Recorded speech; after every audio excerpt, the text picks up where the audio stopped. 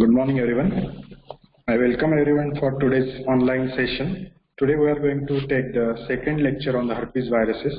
The first lecture was covered by Dr. Shah Madam, and in that, introduction, morphology, classification, and the first three viruses, that is herpes simplex virus 1, herpes simplex virus 2, and varicella zoster virus, were covered. Today we are going to cover the fifth virus, that is cytomegalovirus 4, that is Epstein-Barr virus. These two viruses in detail, and in short about the human herpes virus 6, 7 and 8. Before going to today's topic, for better understanding, we will revise in short about the points which are covered in the last lecture.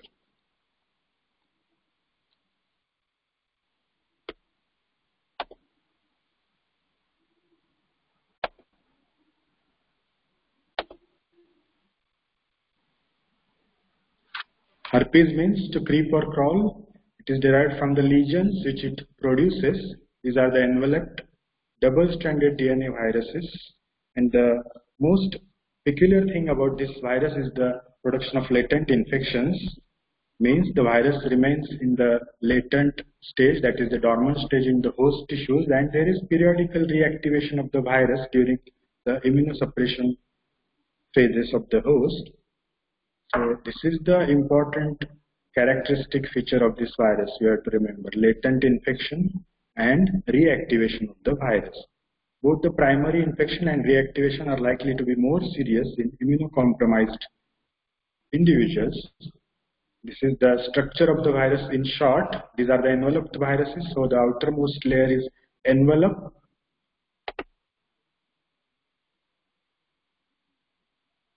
Outermost layer is envelope, which is showing the spikes. Below the envelope there is a tegument, it is an amorphous substance, and in the core there is a capsid which is having the icosahedral symmetry, and inside the core there is a double-stranded DNA. So this is the structure in short. There are three subfamilies of the virus, that is alpha herpes viruses, beta and gamma. Alpha consists of herpes simplex virus 1, herpes simplex virus 2, and the third is varicella zoster virus. Beta consists of the 5, 6, 7 human herpes viruses, that is CMV, HHV 6 and 7. Gamma herpes virus consists of the number 4, HHV 4 and HHV 8, that is Epstein-Barr viruses and human herpes virus 8. This classification is important. There are official names for the viruses and the common names. Official names are from HHV1, that is human herpes virus 1, to human herpes virus 8. The common name for human herpes virus 1 is herpes simplex virus 1.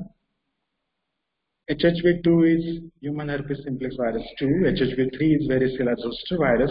4 is Epstein-Barr virus. 5th is cytomegalovirus. 6th is HBLV, 7th is RK virus, and there is no any common name for HHV8 virus. Now coming to the today's topic, that is the first virus from today's lecture, that is the fifth virus, cytomegalovirus.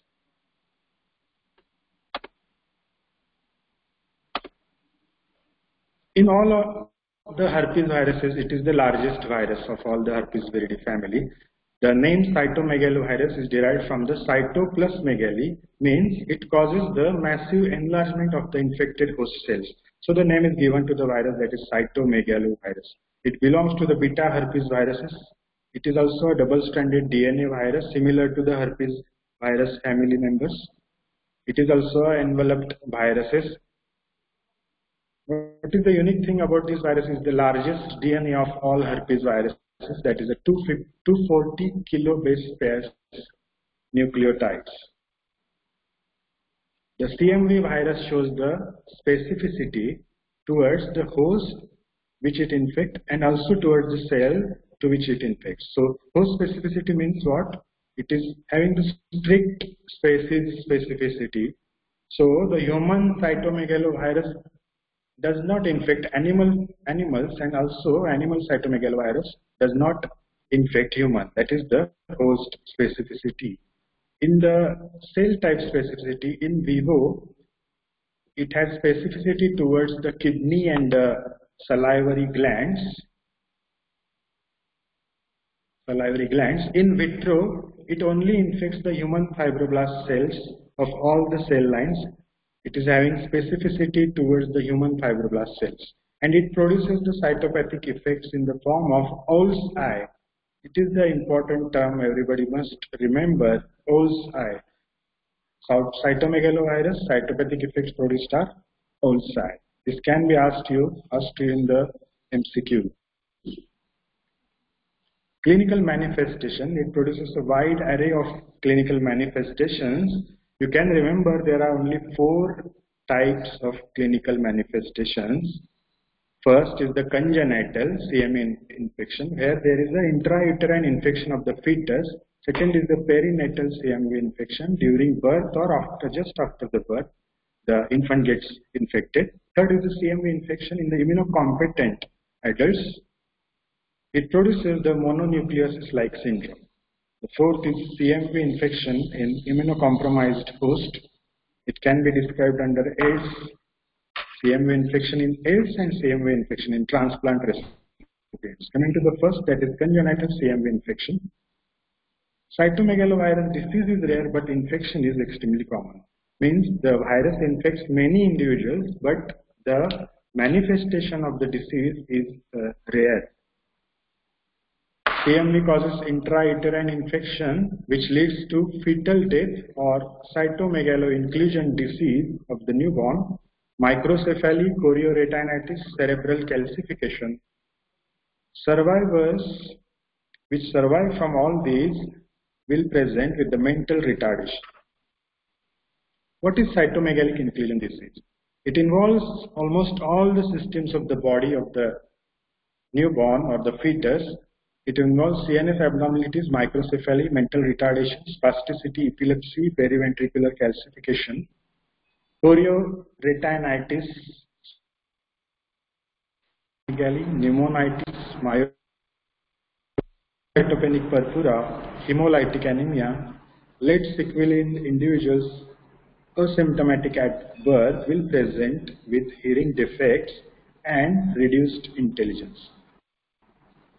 Coming to the next clinical manifestation, that is the second clinical manifestation of CMV infection, is perinatal.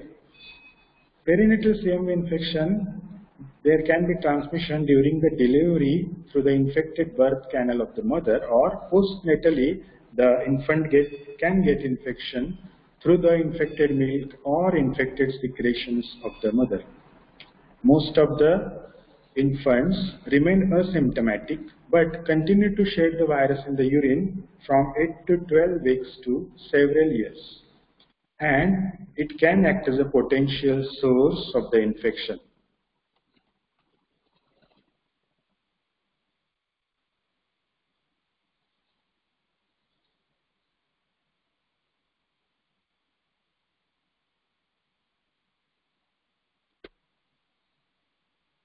Coming to the next clinical manifestation, CMV infection in the immunocompetent adults. It produces the mononucleosis-like syndrome, but not the infectious mononucleosis. Infectious mononucleosis is caused by the Epstein-Barr virus, but it produces a very similar syndrome to the infectious mononucleosis. So it is known as the mononucleosis-like syndrome. It usually follows the blood transfusion in healthy adults. This is the comparison between the infectious mononucleosis and mononucleosis-like syndrome. The agent is here is Epstein-Barr virus, and here it is a cytomegalovirus. A typical lymphocytosis, it is seen in both of these clinical symptoms: fever, myalgia, hepatosplenomegaly, exudative pharyngitis, cervical lymphadenopathy, rashes following ampicillin therapy. The mononucleosis-like syndrome, the clinical symptoms are similar, except the exudative pharyngitis, cervical lymphadenopathy are absent in the mononucleosis-like syndrome. Heterophile antibodies are elevated in infectious mononucleosis, and they are absent in the mononucleosis-like syndrome. This is the differentiating feature between these two, infectious mononucleosis and mononucleosis-like syndrome. You can remember this is the differentiating feature. specific antibodies, we can detect the antibodies towards the Epstein-Barr virus here and antibodies towards the CMV. So this is the comparison between infectious mononucleosis and mononucleosis-like syndrome. Coming to the next clinical manifestation of CMV infection, that is CMV infection in the immunocompromised host, which can be described or which is important in the two conditions, that is the CMV infection in AIDS patient and CMV infection in the transplant recipient patients. In AIDS patient with CD4 count less than 50 per microliter of the blood, CMV causes chorioretinitis, gastroenteritis, dementia, dissemination in the blood. In transplant recipients, it is the most common viral infection that occurs in the transplant recipients. Remember, cytomegalovirus is the most common viral infection in the transplant recipients. Occurs between 1 to 4 months following transplantation. Clinical manifestations are bilateral. They depend upon the transplant. Which is the transplant? Depending upon that, they produce a clinical manifestation. So these are the few examples of clinical manifestation: bilateral interstitial pneumonia in bone marrow transplant, febrile leukopenia seen in solid organ transplant recipients, obliterative bronchiolitis in lung transplant. The epidemiology of the CMV virus: the transmission takes place by close person-to-person contact, and the source of the CMV virus is urine, saliva, semen, breast milk, cervical secretions of the infected person. The mode of the transmission is by oral and respiratory spread is the predominant mode of the transmission of CMV virus. Transplacental route, transmission from mother to fetus through the blood transfusion, then organ transplantation and sexual contact in young adults. Coming to the laboratory diagnosis of cytomegalovirus. First is the direct detection of the inclusion bodies in the various specimens. Biopsies are collected and they are examined histologically under the microscope by histopathology. They show the inclusion bodies. However, this is not a sensitive method. One can easily miss the inclusion bodies in the direct examination. Second method is PCR for cytomegalovirus DNA. Specifically detects the cytomegalovirus DNA in the specimens. And PCR is a rapid, highly sensitive, specific test to detect the cytomegalovirus. So it has replaced the gold standard method, that is the viral culture method, and it is now widely used, PCR.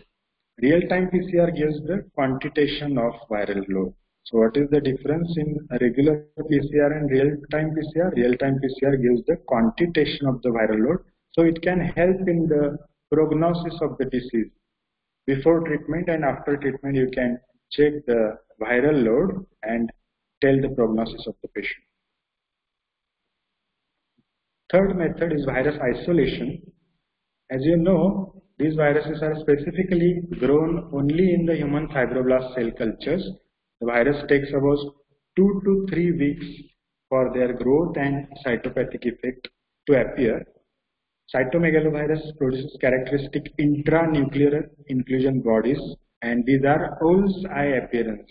It is the typical characteristic unique feature of this cytomegalovirus inclusion bodies. Second technique, which is a rapid for virus isolation, is shell vial technique. Just remember the name shell vial technique. In that, there is early detection of the virus in 1 to 2 days. Next method of the diagnosis of CMV virus infection is serology. In serology, we can detect CMV IgM or CMV IgG. IgM indicates active infection, but the drawback is that it appears after 4 weeks of infection. So if we do the detection of IgM before 4 weeks of infection, the test comes negative and it is a false negative test. So it is not sensitive before 4 weeks.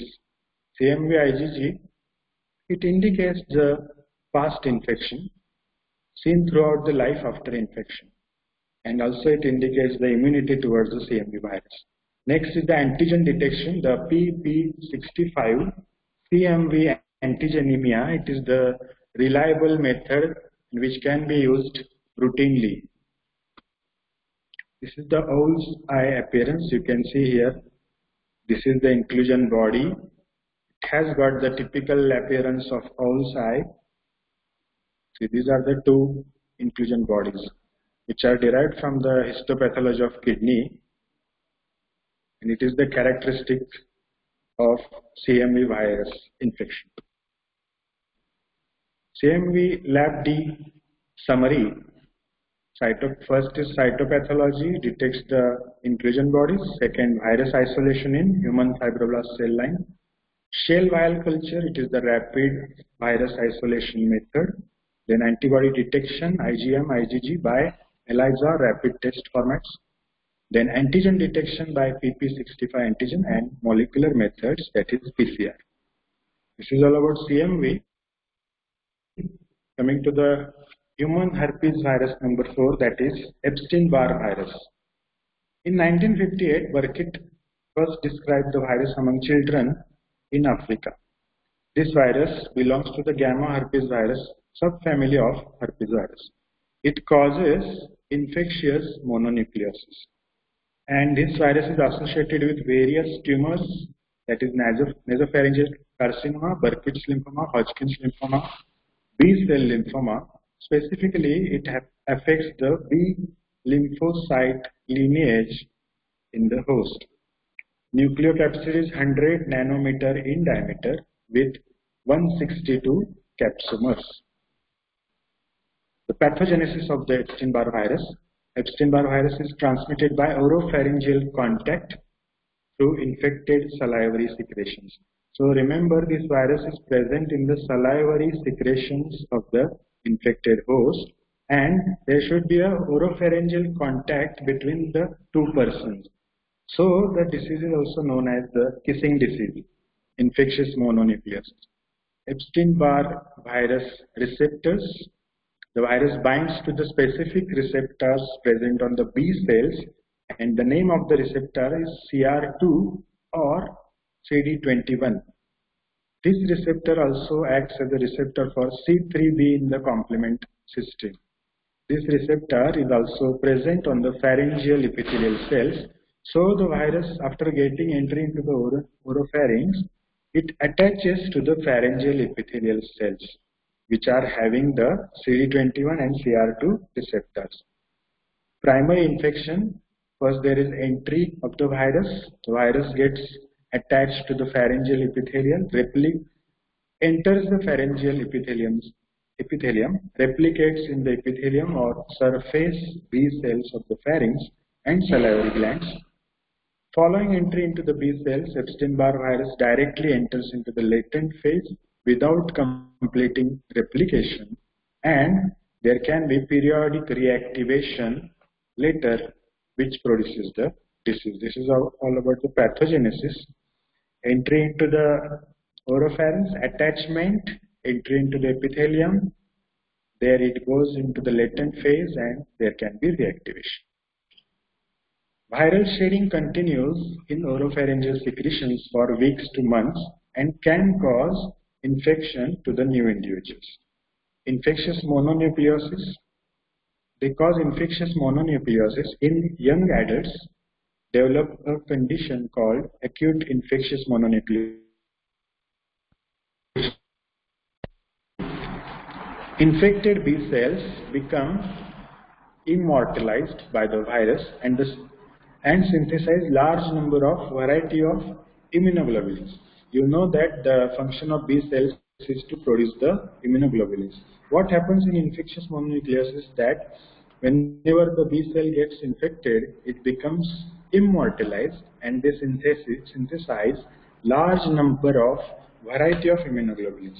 That immunoglobulins are known as polyclonal antibodies, and these antibodies are these are autoantibodies which can act on the RBC antigens of the sheep. In response to this, the bystander CD8 T lymphocytes are stimulated and appear atypical. So in the blood picture, you can see the T lymphocytes are elevated and they are typically, their appearance is atypical. Diseases produced by Epstein-Barr virus: infectious mononucleosis, Burkitt's lymphoma, nasopharyngeal carcinoma, lymphoproliferative disease, and lymphoma in the immunosuppressed, X-linked lymphoproliferative syndrome, oral leukoplakia in AIDS patient, chronic interstitial pneumonitis in AIDS patient. Coming to the first, that is infectious mononucleosis. It is also known as the kissing disease, as already explained in the pathogenesis. The virus is present in the oropharyngeal secretions, salivary secretions, and spreads through the salivary contact. There should be a close contact between the two persons. So, the disease is known as kissing disease. Acute self-limited illness seen in young adults following primary infection with EB virus. Incubation period is 4 to 8 weeks. Clinical features: fevers, sore throat, headache, cervical lymphadenopathy, and presence of abnormal lymphocytes, CD8 cells, mild transient rash, hepatosplenomegaly, presence of autoantibodies to sheep erythrocyte antigen. These are the heterophile antibodies which can act, which are the antibodies which are acting on EB virus as well as on the sheep erythrocyte antigen. So these are known as heterophile antibodies. Coming to the next, Burkitt's lymphoma. It is the tumor of jaw seen in children and young adults. Epstein-Barr virus is associated with in 90% of African and 20% of non-African cases. See, this is the photograph of a Burkitt's lymphoma case. See, this is the tumor in the jaw, typically seen in children and young adults. Coming to the other malignancies called by EB virus, that is Epstein-Barr virus, nasopharyngeal carcinoma, seen among the Chinese people who have history of intake of salted fish containing nitrosamine. It is a carcinogen chemical, and herbal snuff containing corbol ester. It is also a carcinogen. Next malignancy is Hodgkin's lymphoma. Epstein-Barr virus DNA is found in Reed-Sternberg cells in at least 50% of the Hodgkin's lymphoma. So it is found that Epstein-Barr virus DNA is associated with the 50% cases of the Hodgkin's lymphoma. Non-Hodgkin's lymphoma, all central nervous system non-Hodgkin's lymphoma, and 50% of the systemic non-Hodgkin's lymphoma are Epstein-Barr virus positive. Other conditions are lymphoproliferative disorders seen in immunodeficient patients. Example, they are seen in Duncan syndrome. It is a X-linked recessive disease. Then hairy cell leukoplakia, wart-like growth of epithelial cells of tongue in HIV infected patients. So this is the oral hairy leukoplakia of tongue in AIDS. It is a wart-like growth of epithelium over the tongue seen typically in AIDS and caused by Epstein-Barr virus. Epidemiology of the Epstein-Barr virus. Age group. It is common in childhood, late adolescence. Infectious mononucleosis is common in young adults. Transmission of the virus takes place through the intimate and prolonged oral contact. Example is kissing. Next mode of transmission is blood transfusion. Source of infection: asymptomatic seropositive persons shed virus in the salivary secretion. So the virus is present in the salivary secretions of the patient. Coming to the laboratory diagnosis of Epstein-Barr virus infection. First is the white blood cell count. In the initial phase, there is a leukopenia, and in the latter stages of the disease, there is leukocytosis with predominance of the abnormal lymphocytes. Second method is Paul Bunnell test. Third, Paul Bunel test, that is detection of heterophile antibody. Third is Epstein-Barr specific antibodies detection. Fourth, nucleic acid hybridization, that is PCR. Virus isolation. Coming to the first test, that is Paul Bunel test. It is very important test. Everybody must know about this test. You can get a short note on this Paul Bunel test. Principle: during infectious mononucleosis, heterophile antibodies appear in the serum of the patient. These are IgM antibodies. These antibodies agglutinate sheep erythrocytes. That is the principle. So you must be knowing the heterophile meaning of heterophile antibodies. Here in Epstein-Barr viruses, heterophile antibodies meaning is the antibodies which are produced against the Epstein-Barr virus can act or can agglutinate the sheep erythrocytes. So the antibodies are known as heterophile antibodies. Procedure: inactivated serum is taken. The serum is inactivated at 56 degrees Celsius for 30 minutes.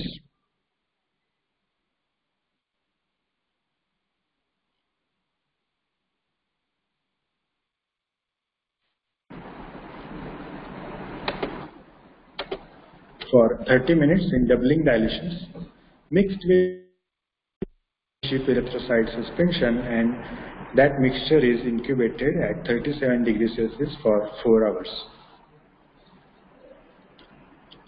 And examination is done for presence of agglutination. The titer of more than 256 is considered as a significant titer. There should be confirmation of the Paul Bunel test because it is a heterophile antibody test. So there should be some confirmation. What happens? Similar antibody appear in the patient with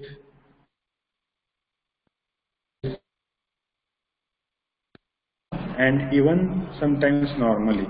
So to confirm these antibodies, absorption of antibody with guinea pig kidney and ox red cells is done before doing the test. Infectious mononucleosis antibody is removed by ox red cells, whereas normal antibody is removed by guinea pig kidney cells. So the absorption of the normal antibodies is first done by these methods and the test is repeated. This is the confirmation of the Paul Bunel test. Next test is monospot test. It is the modified heterophile agglutination test. This is a simple slide agglutination test. Uses horse RBCs instead of sheep RBCs. Serum first treated with guinea pig kidney and ox red cells, and the test is done. So the prior treatment of the serum with guinea pig kidney and ox red cells make this test more sensitive and specific. The sensitivity of test is 75% and the specificity is about 90%. Epstein-Barr, coming to the Epstein-Barr specific antibody detection. The first was heterophile non-specific antibody detection. The second is specific antibody detection. Can be done by ELISA or indirect immunofluorescence. So we can detect various antibodies. First is antibody to viral capsid antigen, that is VCA. In that we can detect IgM, IgG. IgM suggests the current infection. IgG, it suggests the past infection and the immunity towards the Epstein-Barr virus. Antibodies to the early antigen, that is EA, important in the Burkitt's lymphoma and nasopharyngeal carcinoma.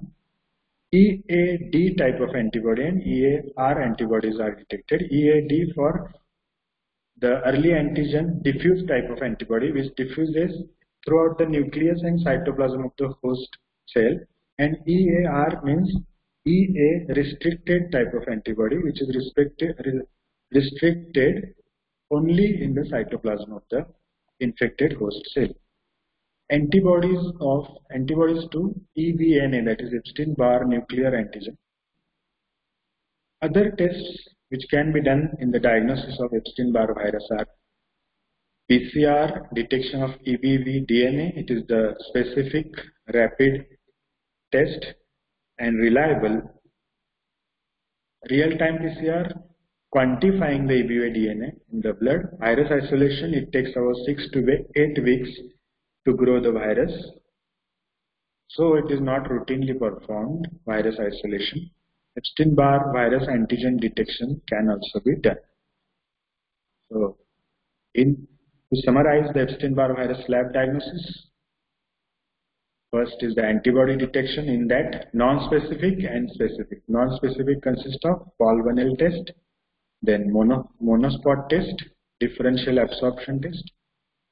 In the specific EBV specific antibody detection, ELISA or indirect immunofluorescence, antibodies towards viral capsid antigen, eBNA and early antigen are detected. Molecular methods which consist of detection of EBV DNA, quantifies EBV DNA by real-time PCR. EBER RNA can be detected by RT-PCR. EBV antigen, Epstein-Barr virus antigen, by direct immunofluorescence assay. Virus isolation, which is not routinely performed. So this is about Epstein-Barr virus lab D. Coming to so these are the two important viruses from today's lecture. That is virus number 4, that is Epstein-Barr virus, and virus number 5, HHV5, that is cytomegalovirus. Coming to the remaining viruses in the herpes virus family, the human herpes virus number 6 and 7 belong to the beta herpes virus subfamily of the herpes virus. They are also the double-stranded DNA viruses having genome of 170 kilobase pairs nucleotides. The main target of these viruses 6 and 7 is the T lymphocyte. They are transmitted mainly through the contact with saliva and through the breastfeeding. Clinical manifestations of HHV6 and 7. Primary HHV6 infection is associated